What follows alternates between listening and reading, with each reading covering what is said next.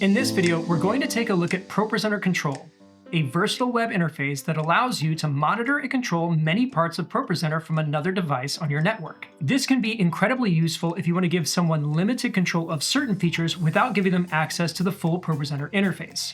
For example, a team member could control timers, trigger props, or send messages from a phone, tablet, or laptop. Let's start by getting everything connected. First, make sure the device running ProPresenter and the device you want to control it from are connected to the same local network.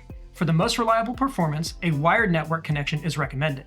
Next, open ProPresenter Settings and go to the Network tab. Here, you'll enable the network connection by turning on Enable Network. Once it's enabled, ProPresenter will display an IP address and a port number.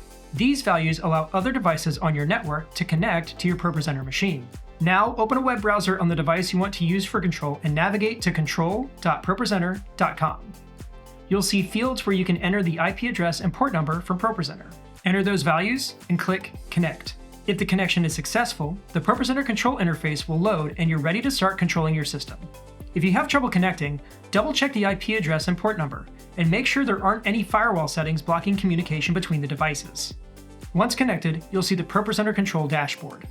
This page gives you access to a variety of controls that interact directly with your ProPresenter system. Let's walk through some of the main sections. The Look section lets you change the currently active Audience Look preset.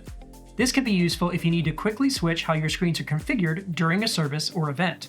Simply open the drop-down menu and select the look you want to apply.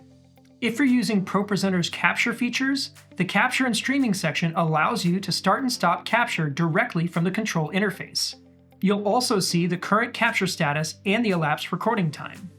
The Screen Control section allows you to toggle graphic outputs on and off for any configured audience or stage screens. This can be useful if you need to quickly disable a screen output during troubleshooting or setup. You'll also find transport controls for both the announcement layer and the presentation layer. These controls allow you to play, pause, scrub, or jump forward and backward within media that's currently playing on those layers. The Macros section allows you to trigger any macros you've created inside ProPresenter. Just click on a macro to run it. When triggered, the button briefly flashes to confirm that it was activated. This makes it easy to trigger complex workflows remotely. The Library/Playlist section shows the content of your playlists. This area is view only, meaning it shows what's in the playlist and which item is currently active, but you cannot trigger items directly from this section. The Stage Screen Controls section lets you change which stage layout is currently active for your stage displays.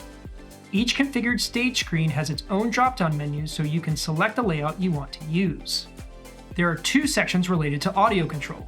The first is Audio Transport Control, which allows you to control playback for audio that is currently playing. From here, you can play, pause, scrub, or jump forward or backward through the track. The second section is Audio Playlists, where you can browse and trigger audio directly from the playlists stored in your audio bin. The System Time panel simply displays the current date and time of the computer running ProPresenter.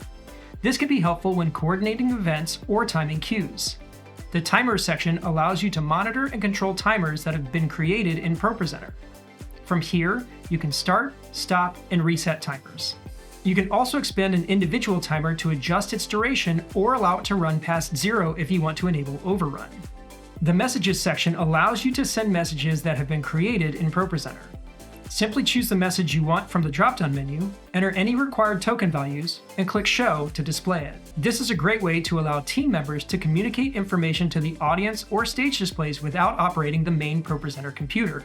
The Stage Message section allows you to send a text message to any stage screen that has a layout configured to display stage messages. This can be helpful for sending quick cues or reminders to presenters and musicians. The Props section shows all available props in your system.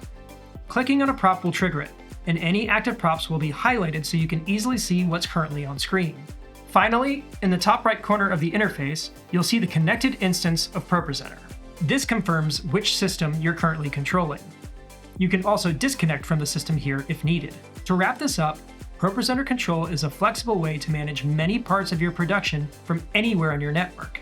By connecting through a web browser, your team can control timers, trigger macros, send messages, and manage other key elements of your show, all without needing direct access to the ProPresenter computer. This makes it easier to distribute responsibilities across your team while keeping your production running smoothly.